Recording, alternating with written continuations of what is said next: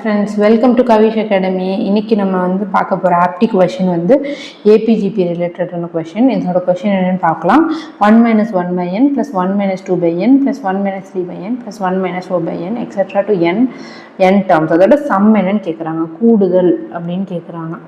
கூடுதல் அப்படினா some SN. ஓகேவா?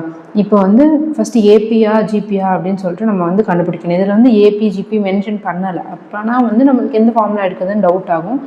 ஸோ ஃபர்ஸ்ட் நம்ம வந்து ஒரு கிளாரிட்டிக்காகவே அது என்னதுன்னு கண்டுபிடிச்சிடணும். இல்லைனா வந்து நம்ம மாற்றி சப்ஸ்டிட் பண்ணிக்க சான்ஸ் இருக்குது. ஸோ ஃபர்ஸ்ட் AP அப்படின்னா என்னென்னா அர்த்தமெட்டிக் ப்ராக்ரெஷன், GPனா ஜியோமெட்ரிக் ப்ராக்ரெஷன். அர்த்தமெட்டிக் ப்ராக்ரெஷன்னா அதோட டிஃப்ரென்ஸ், அதாவது D வந்து உங்களுக்கு வந்து ஈக்குவலாக இருக்கும், D வந்து உங்களுக்கு ஈக்குவலாக இருக்கும். அதே மாதிரி ஜியோமெட்ரிக் ப்ராக்ரெஷன்னா உங்களோட ரேஷியோ R வந்து ஈக்குவலாக இருக்கும். டிஃப்ரென்ஸ் கண்டுபிடிக்கணும்னா second term minus first term இல்லைனா third term minus second term.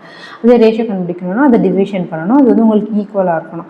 So first வந்து A1 A2 A3 எடுத்துக்கிறேன். A2 - A1 கண்டுபிடிச்சா -1/n நமக்கு கிடைக்குது.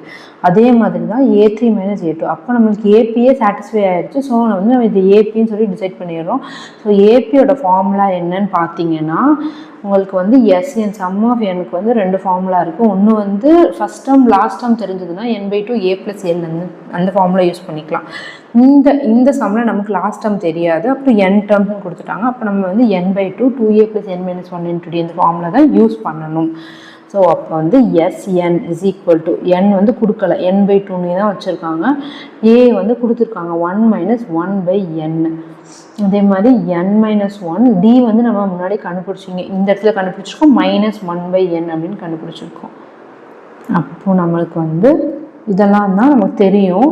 இதை வச்சு நம்ம கண்டுபிடிச்சோம்னா சம் கண்டுபிடிச்சிடலாம். n/2 இந்த 2 வந்து உள்ளே மல்டிப்ளை பண்ணுறோம் அப்படின்னா 2 × 1 2 -2/n ப்ளஸ் n இந்த -1 உள்ள சப்ஸ்டிட் பண்ணுறோம் அப்படின்னா -n × -1 சாரி இந்த மைனஸ் வராது,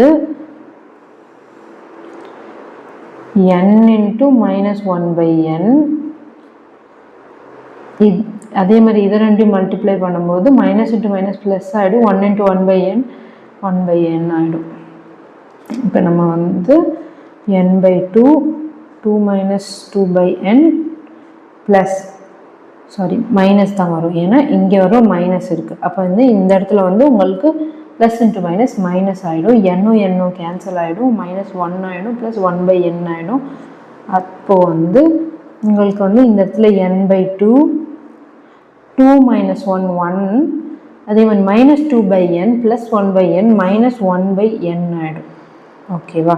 அப்போ இப்போ வந்து நீங்கள் வந்து இந்த n/2 உள்ளே சப்ஸ்டிட் பண்ணிங்கன்னா n/2 -n/2n. அப்போ n கேன்சல் ஆகிடும். அப்போ n/2 - 1/2. இப்போ நீங்கள் வந்து டினாமினேட்டரில் இருக்க 2 காமனாக வச்சுக்கிட்டிங்கன்னா n - 1/2. அப்போ உங்களுக்கு வந்து n - 1/2 ஆப்ஷனில் இருக்குது. அப்போ அதுதான் அவங்களோட ஆன்சர். ஓகேவா? Thank you friends.